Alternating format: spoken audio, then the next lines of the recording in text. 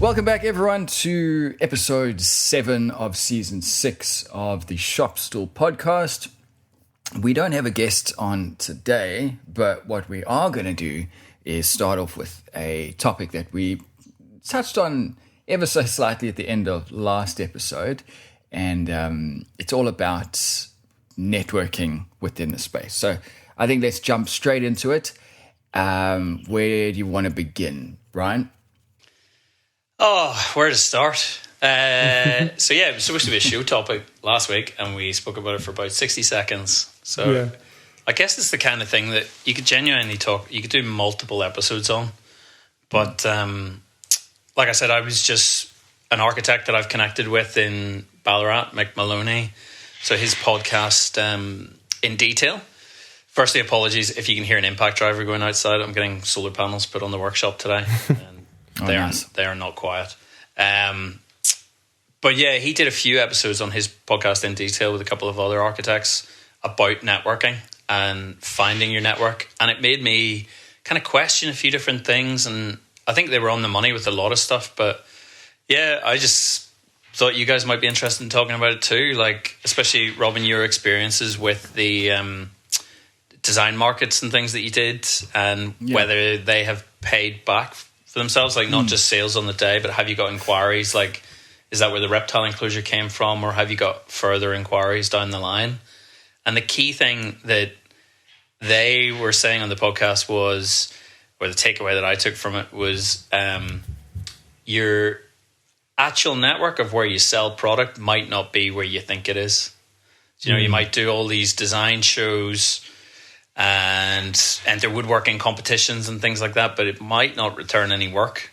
Like, you might just be better sticking a little A5 poster in a post office or something like that, and it might return 10 times on the investment. Interesting. But yeah, it's so, like, I've obviously done lots of different exhibitions and design shows over the years, but I did the Pechakucha talk, that 20 seconds a slide at the Rare Trade Centre in Ballarat. And I reckon that got me to my customer base far quicker. You know, you're doing a 6-minute presentation. You're not there for 2 days reciting the same chat over and over again. It's just me giving the spiel. And they tend to be people that, well, they're there because they want to be there. It's not like they've been dragged there by family, so they're motivated. Yeah. They tend to be educated, so they understand art, they understand the cost of things, and they're there to absorb the information that you're putting out. So, I don't know, it's just made me really consider about whether competitions are worthwhile. Like, they talk about it a lot in detail, but especially architectural competitions, the amount of financial cash that you have to put in, not only to enter the competition, but the work that you have to do. We kind of have a similar thing in terms of the time it takes to design something and the material cost of the piece. But like, for an architect to enter a competition, you can end up spending, I don't know, $50,000 worth of, you know, if it's an unbuilt competition entry, something like that, quite easily. And you'll never get the return on investment on it. It's interesting because it seems really specific. Like, that's an interesting thing for me to think about, because I'm not in the world of architecture. I'm aware of it, don't live there, but I wouldn't care, or I wouldn't choose an architect just because I knew they had entered in or participated in a competition. And I get why they might do it, just like we might enter a furniture competition. Probably the same result is that potential clients don't care about whether or not we're in the competition. I think the end result, though, is if the architect wins or comes second or third, they can put a little gold, silver, or bronze medal on their website, award-winning or something. And that might be a key that somebody reads on the website and they think, I might progress with this person because of that. Or you might just say, I don't care, I just want someone to, you know, it depends how practical the client is, but I can see the pros and cons for both of it, but it does seem like more con to spend all that time and effort in entering, especially certainly an architectural type award thing where it's hours and hours and hours of theoretical work, and you might not get anything out of it as well. Yeah. Like I've always, all the way through this podcast, I've been telling people, especially if they're new woodworkers, get your work out there, get it out there, get it published, get it in front of your peers. Because I think from when you're starting out, you're obviously in your own shop and you might have Instagram. Instagram's a very, very friendly place, like there's not too much abuse flies. It's great. Yeah, it's not Twitter. But I think the interaction with peers will make you a better furniture maker over time if you're putting your work out there, especially in person, when other furniture makers will attend the exhibition and ask why you've done something. They're never going to buy your work, but they might get you thinking. It's like, to me, that was always a no-brainer, and especially when the competition entries are cheaper for furniture than they are larger design projects. There's still a lot of prizes out there that are just nonsense prizes. Like, you just pay your entry fee and you're pretty much guaranteed to win, but the entry fee's high, and it's like just so you can say you're award winning. Pay to win. Like I'm trying to think of anything like Red Dot, I think. I mean, I don't want to slander any award shows, but like I'll get emails saying enter the German design prize, and it's like, why would I enter the German design prize? Like, I'm not German. And I get the feeling that those have an entry fee high enough that if you pay it, you're going to get something. You're going to get a commendation. Some merit award or something. Yeah, and I just don't know whether there's that much point in entering things like that. Like, I don't think it improves you. It doesn't give you any real direction as a maker or designer. But I think the smaller, not the smaller prizes, but the smaller entry ones, like Wood Review, brilliant thing to enter. I think it's not only just that you are getting your name out there. I think what you're also doing is you are attacking an area of the market, and this is purely from an expanding your network and expanding your client base. You are attacking an area of the industry that not a lot of people will get involved with, whether that be because they're unconfident or they don't like speaking in public or they don't want to be out in public themselves. By doing award shows, particularly or exhibitions like what you do, Bryan, where you are on site, where you are the one presenting, that I think you would eliminate half the industry. 50% of and that's just pulling a figure out the hat, but 50% of woodworkers wouldn't have the confidence to do that. So you are immediately putting yourself ahead. So even if you don't, even if your work isn't particularly at a point where you think it should be, if you are getting out ahead of the market in that regard, I mean, it can only be a good thing. Yeah, but it's just left me questioning things like exhibitions again, and like which ones to do and why you do them. Yeah, maybe the why is more important. Yeah. What's your expectation? Exactly. And especially as new makers, I think a lot of people go into exhibitions thinking, I'll bring 5 pieces. If I sell 2, I'll be happy. And it's like, the reality is, I mean, I have done, I would say, between 15 and 20 exhibitions over multiple days. Like, it's probably been about 50 to 60 days worth of exhibitions where I've been there in person, and then probably another 50, 60 days where I haven't been there in person.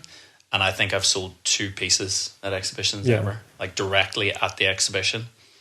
So it's just how long is that lead in to connecting with a client, getting them on your mailing list, getting a postcard or a business card in their hand, and them contacting you, and which type of show has the fastest return for that? Yeah, so it's interesting. I just got called the other day by the Auckland Home Show people. It's a massive event here. You probably have multiple different versions of it in Australia. It's like just a massive warehouse, and there's every brand company you could think of trying to sell their version of whatever it is they're selling, renovation products and services. And they wanted me mainly, I know by the time they call me, they're struggling to fill the last couple of booths. Don't be so hard on famous yourself. Joey Chalk off the internet. So anyway, that's not my cup of tea, because it's like, just what you were just saying that typically is an immediate sales platform. If you go to a home show style thing, typically the people who go there are right in the process or just about to push go on a renovation or build, and they've got money in the pocket and they're about to spend it, which means you have to be ready to take on either the orders or have stock of whatever it is you're selling. And I think for most people who make to order, after the first 2 or 3 hours, let's say, and you get 2 orders for something, you're kind of booked up for a while and you're not going to meet deadlines. And so it becomes a big catch-22 of, is it even worth I just paid $6,000 for this little box for 2 days, and do I want to be booked up for the next 4 years, or just have to keep turn these paying customers away? That's one way you could look at it. And the other way you could look at it is, say, I just spent $6,000 standing here for 2 days and no one wants to buy anything because it's too custom and they perceive it as too expensive or whatever. And so that's another way you've got to question. I have come to believe that things like the home shows, with the little guys like us, they really are just trying to fill booths and make it look nice and full, and they actually do not. They don't care what happens. They're just trying to make the monies for next year's event. So they were looking about $6,000 for a stand. That was a couple of years ago. That was the year of COVID, and I didn't even ask what it was this year. I imagine it's more expensive. I just said I'm not interested. It's not my jam. Because I considered it a few years ago. But you were talking about the markets, Bryan, and what sort of return I've had from the markets. Pretty much nothing. Absolutely nothing. I had one tiny tea box that someone wanted from that market in November, which I made for them afterwards. But it's very, very frustrating and very deflating when you... This last market I was at a few weeks ago, I met a person, South African, so instant connection there. And they're talking, going into detail on the bed head and the side tables that they want. They want it to look like this, they want it to look like that. They're ready to go there. And you talk to this person for 15 minutes, you give them the car and you think, surely this person wouldn't have invested that much time to just never get back in touch with me. And man, that's happened so much. See, I would say you got to get your proper sales hat on with stuff like that. So when somebody's talking about a piece, like a bed or bedhead or something, you say, right, okay, get your calendar out on your phone and say, right, I'm free on Tuesday or Thursday. If you want me to come around and just see the space, like a measure up for you, up, do something. And it's a nasty, nasty world, but we've got to be better at selling as an industry. Handing over a card is just too passive. Yeah, sometimes. I'll take your number. Yeah, definitely. And mailing list. I keep hammering it home to people, but the second that, because cards are good, they'll get thrown out after a week, 2 weeks, a month, whatever. So you've got to try to make a big enough impression that they go home, look at your website, and hit contact or subscribe to your mailing list. Otherwise, you've lost them. If you get them to subscribe at the exhibition or at the market or whatever, you've got their information. And sure, they can unsubscribe from you, but that's a really powerful thing that you've got somebody who's actually saying, right, well, I want to hear from you. Yeah. A low-tech version of that is to take 2 cards whenever someone hands you or wants to talk about a bed. You take out 2 cards, you hand them one, and then on the back of the other one, you write down all their information.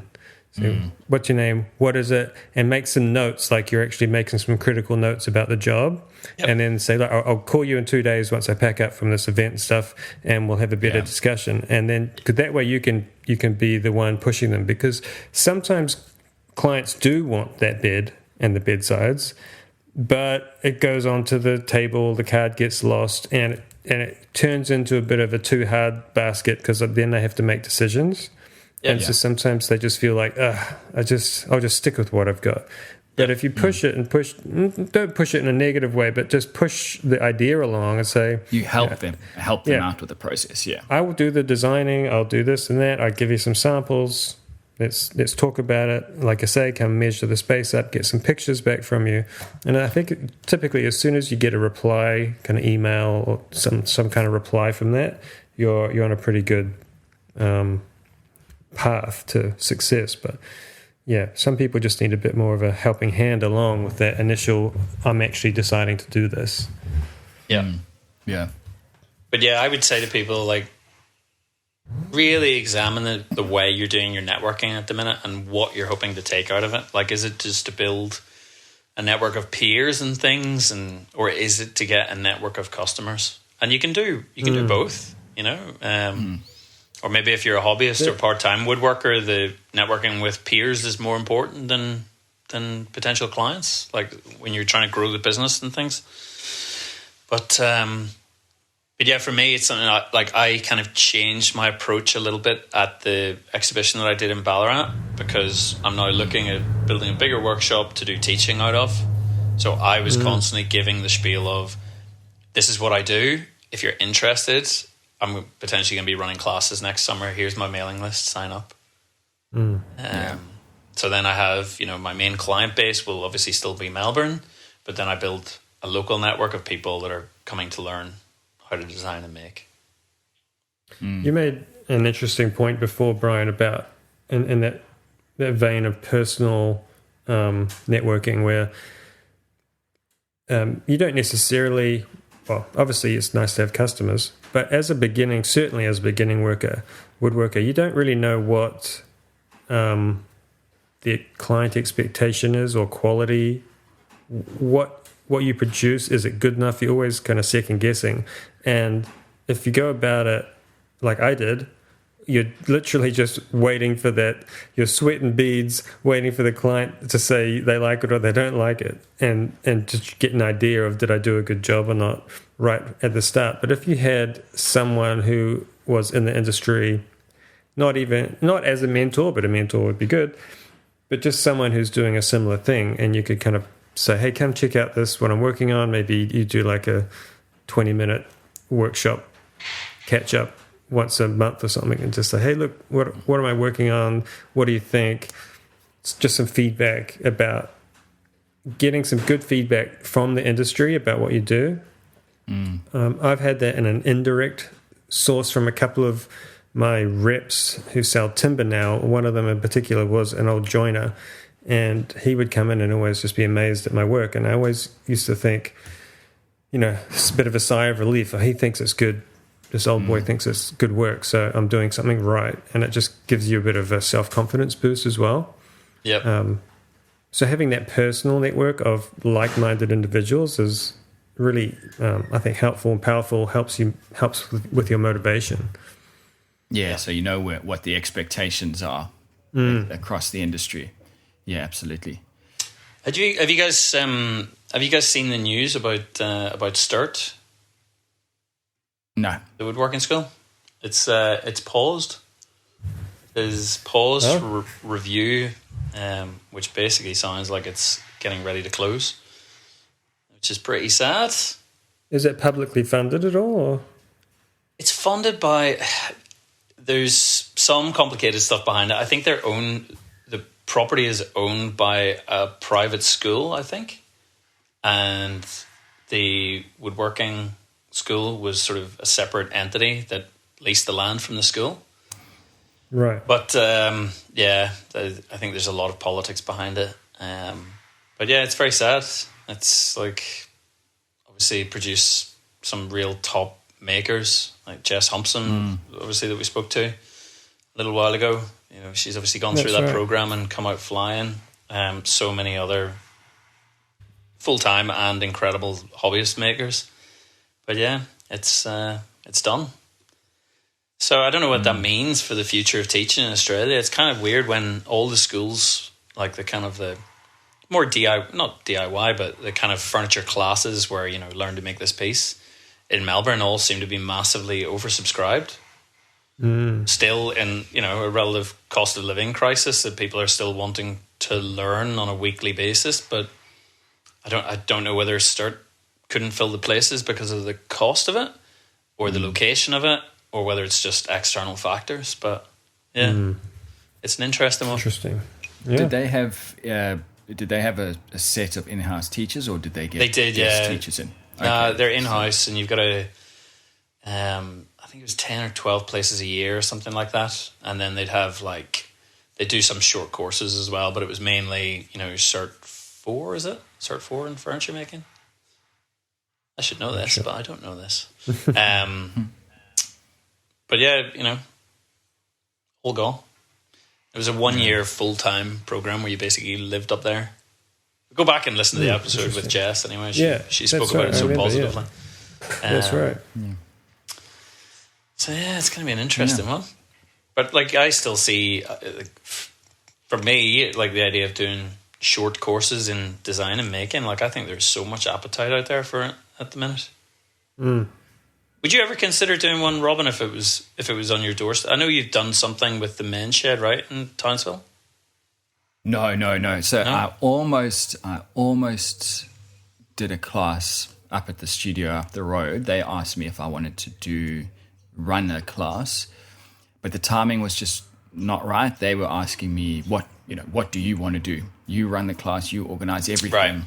So it was to teach it rather than attend it. Yeah, correct. Okay. Interesting. So and I just said to him, no, I just couldn't do it at the time. I mean, I want to at some points, but yeah, that's why I asked about Sturt with, do they have in-house teachers, or are they getting in, people to help, because that could be a problem if you just run out of teachers, or you just can't find teachers who are. I don't think they were ever struggling with teachers, because I don't know. A lot of furniture makers out there, if they become full-time teachers, it's steady income. You're not having to do all that marketing and sales and stuff that we're just talking about. There's a lot of mid-career and late-career furniture makers who would see teaching as being a bit of a break from the grind. I don't think getting teachers was ever the issue for them.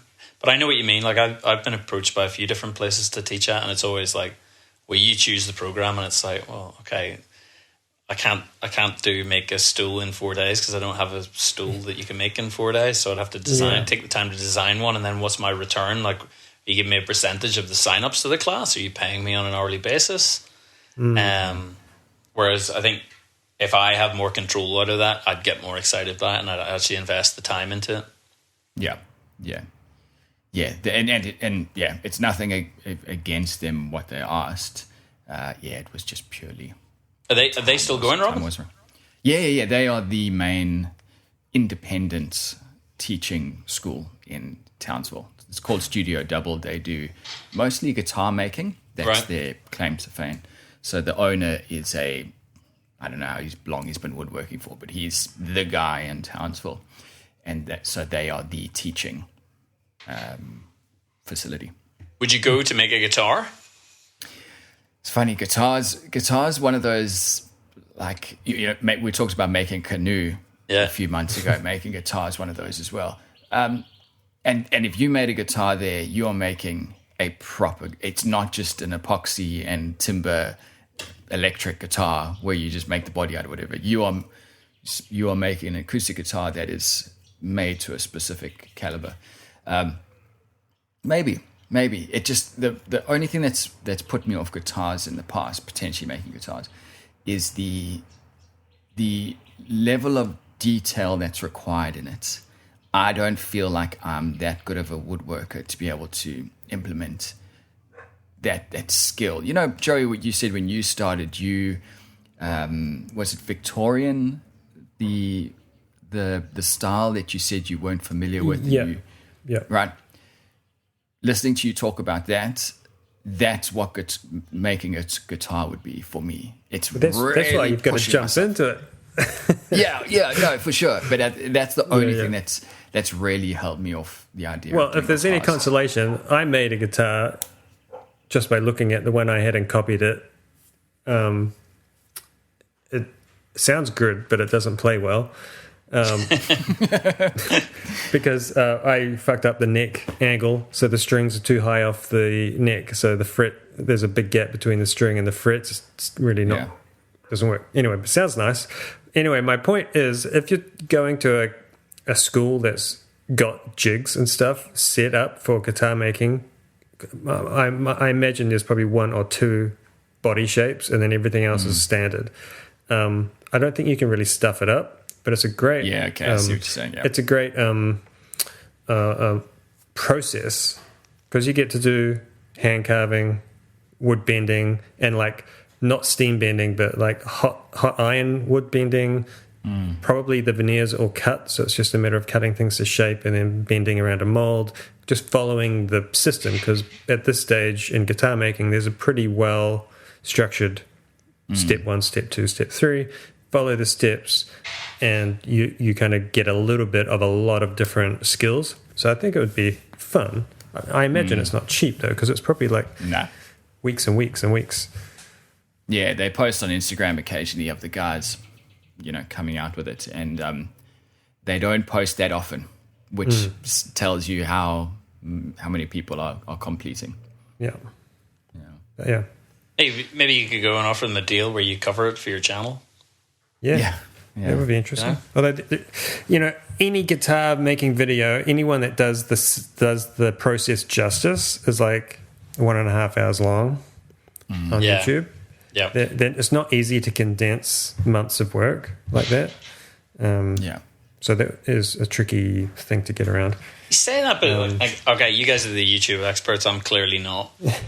But my viewing habits have definitely shifted to watch more long form content on YouTube. Yeah. Like, really, I've definitely moved away from watching 10-minute stuff, and I would prefer to watch 50 minutes to an hour of real quality stuff that is not like jumping about, and like I find it easier to focus the longer it is.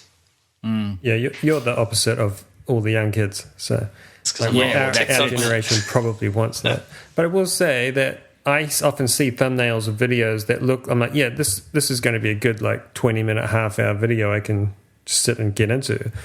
The editing style these days is to just cut so much out, and you could take a really good premise and a good thumbnail, and you see what the idea of the video is, and it's just shrunk down to under 10 minutes again, and just really cutting the guts out of it. And so it does feel a little bit more hollow, I think, some videos these days, where you don't get all the nitty gritty that you used to.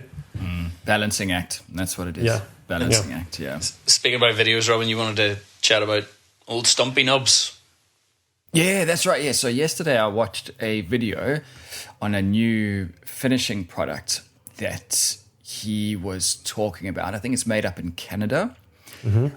I don't think it's new as of his video, because I'm pretty sure it's the same thing that Cam from Blacktail's been using. But it's a finish that is, it cures within 2 minutes under UV light. So that's one of the main claims to fame with it. And the other thing that I can't remember what the guy's name from Stumpy Nubs is. I wish I did, so I could refer to him by his name instead of calling him Stumpy Nubs. But first name Stumpy, last name Nubs. Yeah. Something that I thought was really interesting is the amount of solids in the product versus the solvent was like 80% product, 20% solvent, whereas something like a polyurethane is 70% solvent. Yeah, right. Yeah. So while the stuff is expensive, you get a lot more out of it. I'd never really thought about the a product like that. But essentially, the benefit of this is it comes in a tube, very low VOC. You wipe it on, you put a UV light over it. He had a handheld in the demonstration. It's handheld UV light, but he said in his shop he's just got UV light set up. So he finishes the product, turns them on, and then walks away. It cures in 2 minutes hard, not to the touch. Yeah, it's done in 2 minutes. Cured. So there's no worry about dust nibs, etc. And if it wasn't for the price, this would just be everyone would be using this. So they're clearly roughly, they're waiting for a big company to buy it, right, and produce it in greater volume. Yeah. So I did the cost comparison, and if you were doing like a straight gallons to litres in Aussie dollars, it was coming out at about 250 Aussie dollars per litre. Yeah, which is per litre. Yeah. So you're Also, talking, from what I briefly heard from Cam from Blacktail was that the light itself is pretty expensive, and it's the handheld kind of wand is it's not a properly developed. I don't think properly developed tool. It's more prototypey, I think. And he was saying in his last video that he was getting sunburn from it as well. Yeah, someone said that in the comments. You've got to like cover up, and so having the idea of having overhead UV lights on all the time doesn't sound that great either. I think the wand seems like a better idea, where you're a shorter time exposed to the thing. You run the light over it a couple of times, and then you're done. I like that idea. But I certainly wouldn't work in it with the lights on. But it's more you put the finish on, you go out, you turn the lights on, you come back 5 minutes later. Yeah, that is a bit like an X-ray. I was going to say it's like an X-ray. Yeah. Put the lead sheet over your bollocks. Yeah. It's just so. I think it's amazing that we are. We've been doing woodworking for however many decades, and here we are coming. Someone's coming out with a brand new kind of finish. I just think it's cool. It's exciting. I like it. I think I would use it if my local supplier had it. I would probably use it. Like right now, I could be really using that well. I'm just using litres and litres of hard wax oil at the moment. And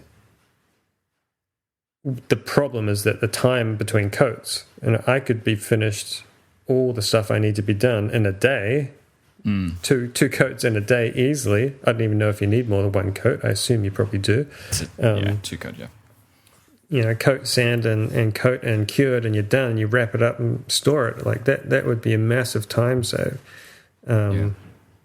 So it may be worth the cost if you think about how much more productive your workshop could be if you're in a position where you're pumping through lots of stuff.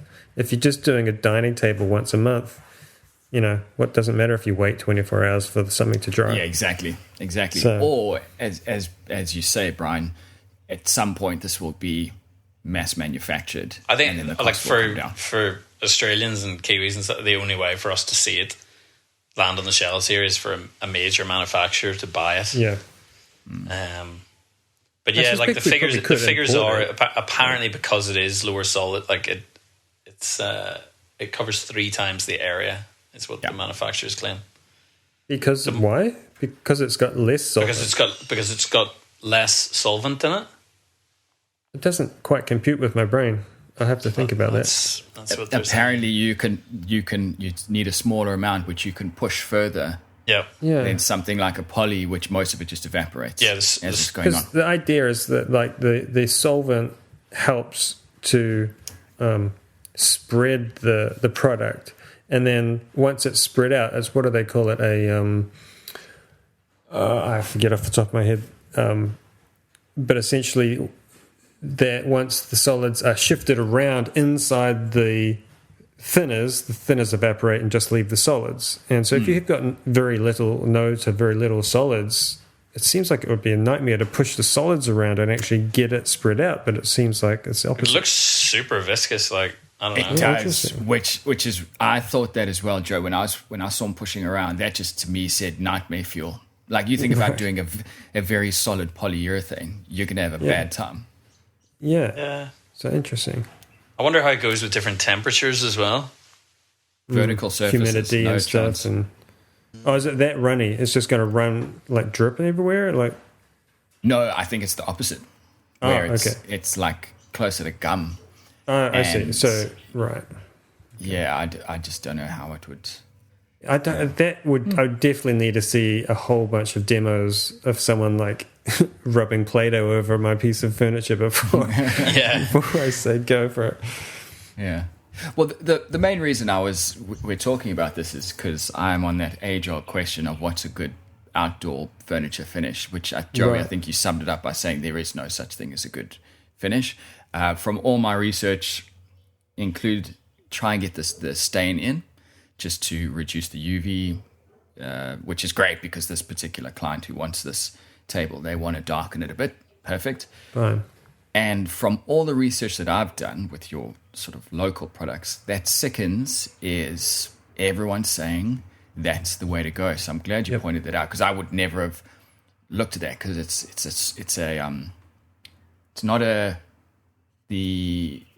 a thinners based. Yeah, finish, oil based. Yeah, that's right. Well, no, I don't actually know if it is oil based. I think It's pretty terpsy. I think terps is a cleanup for it. I got the impression it was mineral spirits. So it's a Sickens methylated spirits. It's an oil no, or it's a not poly? meth. I got the impression It's an oil-based polyurethane, and Right. it's not methylated spirits-based. No, it's not a lacquer. okay. It's not lacquer finished. No, okay, right. it's a classic polyurethane type thing. It's much thicker to work with. You really need to brush it on. Is the best thing. It doesn't like to roll. Yeah. So good brush.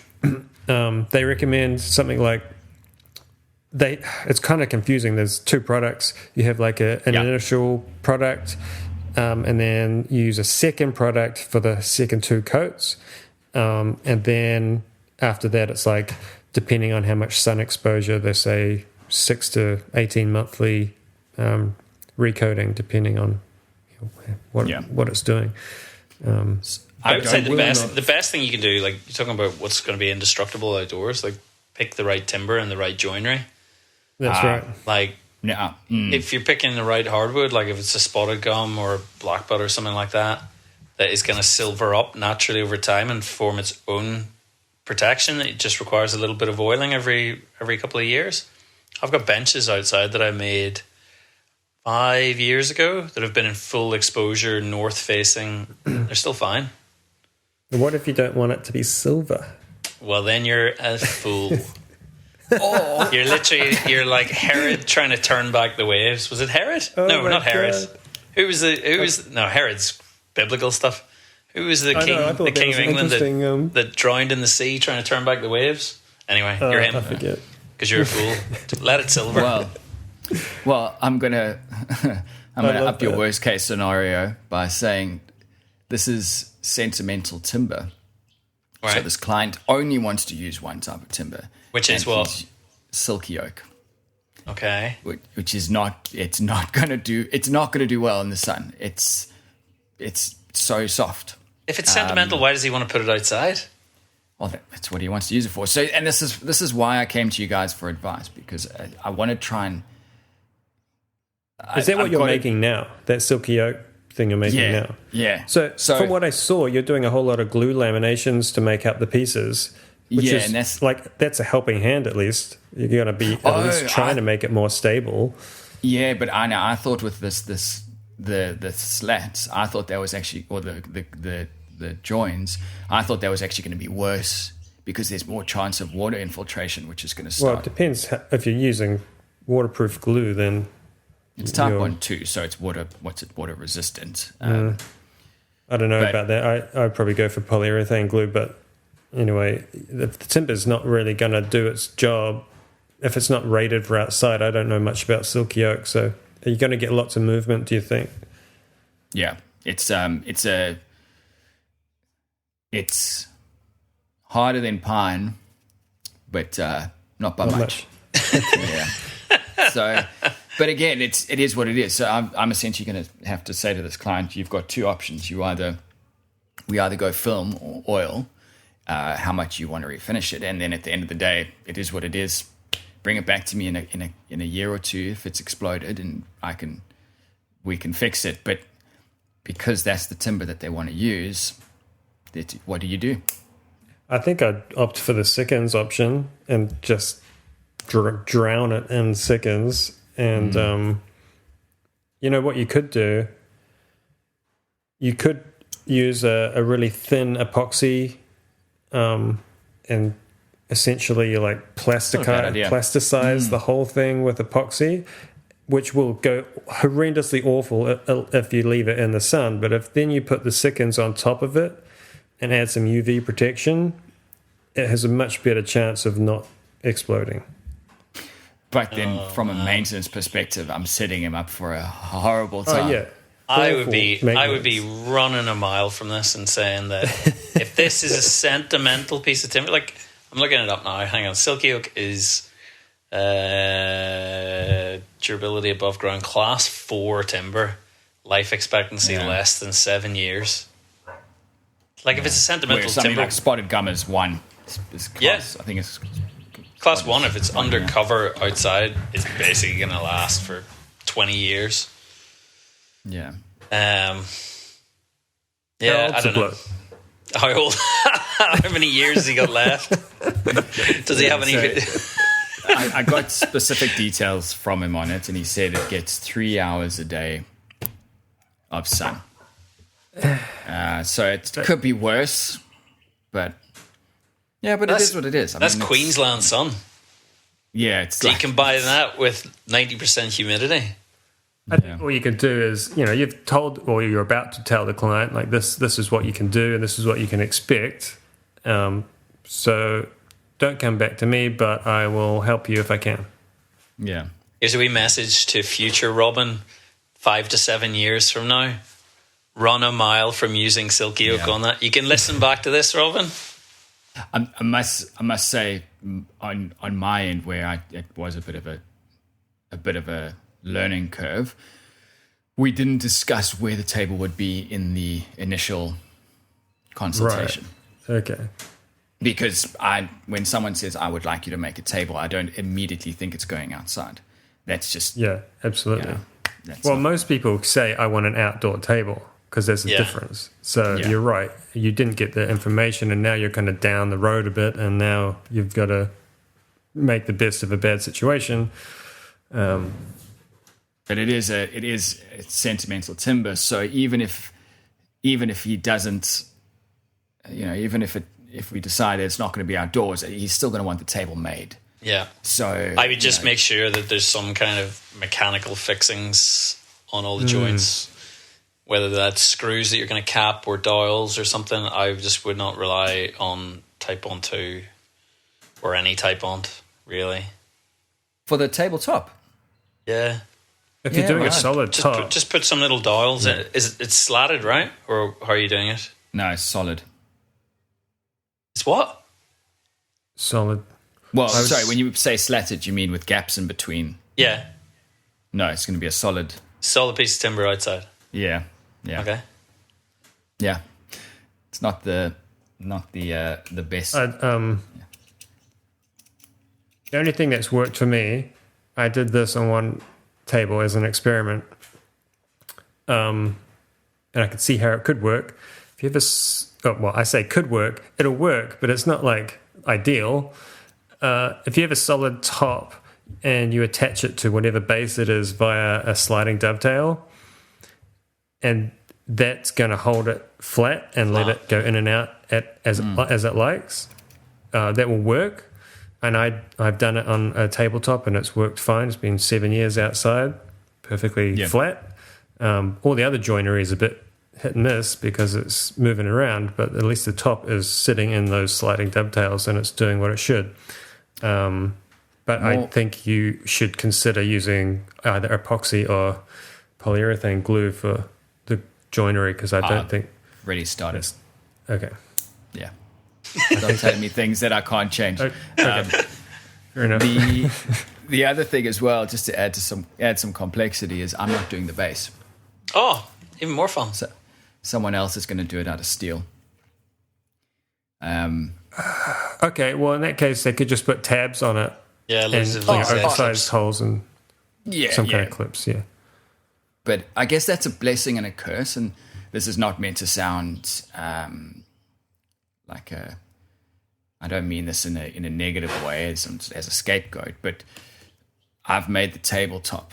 If something goes wrong, if the guy who makes the base just screws it straight through the steel and it explodes, then, that's not on me. So hopefully there's going to be some sort of just put that in writing somewhere. Just definitely when you give in writing. An invoice or something. Just say, this is the top. It needs room to expand and contract. Outside, it probably needs at least 10 mil of movement. That's up to someone else. This is a class 4 timber. This is designed for indoor use. Yeah. Yeah. Just have that on any kind of final payment document, something or other, and then at least you don't have to build it again for free. Yeah. Well, I can't. Because this is timber that's been sitting in Dad's... Oh, it's his actual timber. His it's timber. Not just the species that he likes. It's his actual pieces of wood. It's his piece of timber that he's brought to the table. Okay. Excuse the pun. Literally. Yeah. Fun times. You're in a T-shirt, Joey. What temperature is it in Auckland? Well, I've just turned off the old heat pump, so right now it's about 18, 19 degrees in here. Nice.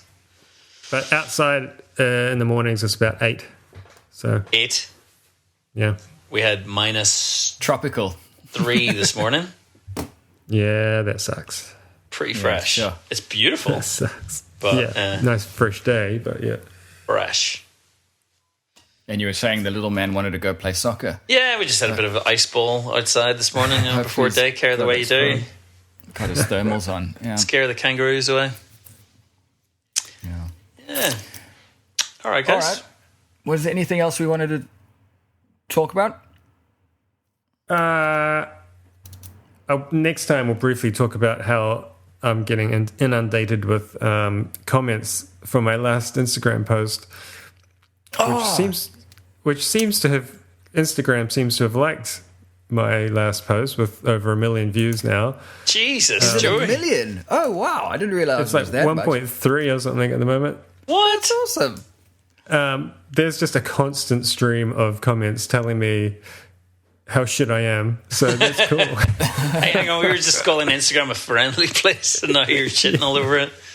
I thought you were being sarcastic. 1.4 million. Look at that. 1.4 million views on what? A story or a post? A reel? Yeah. Jesus and Christ. That's amazing, dude. I wanted to say, if anyone knows up front that their little 1 minute video was going to be seen by millions of people, you would put some effort into it. Typically, I get a few hundred views of like my peers who might give it a thumbs up. And so I'm pretty rough as ready with my edit. It's just like, this is what I did today. Here's a quick video. I would put some more effort into it, perhaps explain my situation. If I knew that there was 1 million keyboard warriors out there telling me how wrong I'm doing everything. So, is what it is. Then you wouldn't get the engagement, and then you wouldn't get all the views. Yeah, so you need to make a mistake. I had 2 questions. Okay. These will be real quick because I know we're coming up to time. The plywood itself, that Gabon. Yeah. Is it good? Because I've seen it, but I've never worked with it. So I was. It's great if you get the solid stuff. It's pretty lightweight, and you can get Gabon veneer on like a lighter weight core or something. Which is what I looked at for the reptile enclosure that I did. That was one of the ones I looked at. And you're often you're at the whim of whatever the hell the core plywood is. It could do whatever it likes. Proper marine grade Gabon ply typically stays where it's put. It doesn't like to go anywhere. And the actual veneer, the finish on the timber, it's good. Okay. Yeah. And then the other one was, I know if you use those little nail clips. I don't know what you call it, to find the positioning on the plywood before it went on. Yeah. When you look at the image, when you stand back, those lines look perfect. Yeah. Perfect. It was perfect. Yeah. I have no doubt. Of course it's going to be perfect. But I had 1 millimeter runoff. Yeah, well, I was going to say, it looked too perfect for the process that you used. Is it a foolproof system to do it? Well, I'll tell you what the foolproof comes into it is that there's no measuring. Apart from the first piece, you've got to think about it like laying tiles, which is why it took me a little bit to get my head into how to actually approach making this plywood wall thing. But essentially had to lay my first piece down on up one side and a piece laying down on the ground to give me an actual square, perfectly square. And then I knew my panels were all cut perfectly square. Hold one in place, give myself an outline, drill random holes in the plasterboard, put my pins in, and clip it into place. And you do that for each panel. It's butting up to where it's sitting inside of where it wants to sit perfectly before you mark those center points. And once you mark the center points and drill everything, it can't not be in the right place. And I didn't measure anything apart from the first panel that went in, just to make sure it was in the right place. I'm just thinking more like if that drill bit, and admittedly you do have multiple connection points, so you'd have to get them all wrong. But if that brad point just wanders ever so slightly, now you're off by a mil, and that's going to be so glaringly obvious. That's the bonus of a brad point. That's the point of it, I suppose. Literally, the point of it is to be in the middle. I would just. And it's designed for it. It can't move around.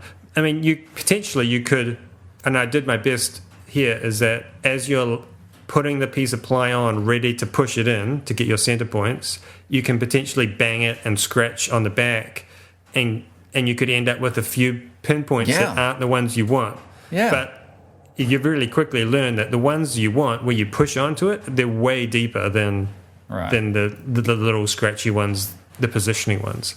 So you can definitely tell which one is meant to be drilled. I hope that company adds you to their Christmas present list this year, because I reckon they've sold a ton of product out of that. Well, I've got emails, and the amount of messages about how to do it and where to find it is outrageous. They must be selling tons of it. So, and it's okay. It's not the best product, but it worked for the job. So, I don't say anything about it. It's interesting reading the comments about I should know better, this and that and that. It's like I haven't said anything about the product in the video. It's just this is what I'm doing today. Like I didn't even talk, you know. It's like somehow I'm endorsing it. I'm off to Instagram to leave an abusive message for Joey. Yeah, I was just about to do that. You should know better. I thought you were a professional. Here we go. Give us the best one, Robin. Getting the whole centers would give me level 100 anxiety. That's pretty much what I was saying. Yeah. It's really torn 50-50.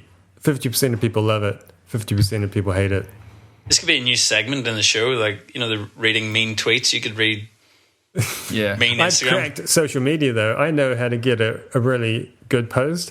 You film yourself doing a really basic task that everybody has some assumption of how it should be done, and you do it in a completely obscure way, and you'll get millions of views. And say nothing. Don't engage with any of the comments, and just let people fight amongst themselves. Yeah. I'm not seeing anything negative. I'm seeing it's all good stuff. Just give me 5 minutes, Robin. Yeah. Oh, someone called Sawdust Bureau says you're a wanker. That's epic.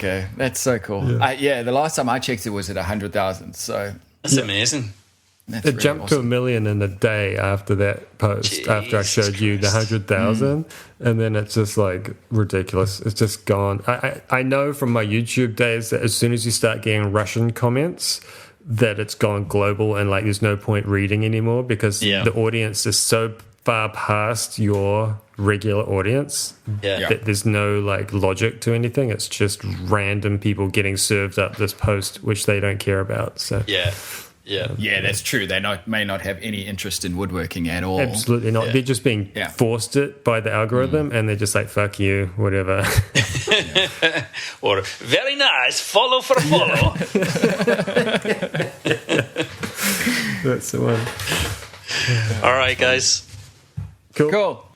Catch you soon. I'll see you guys next time. Bye. All right, bye.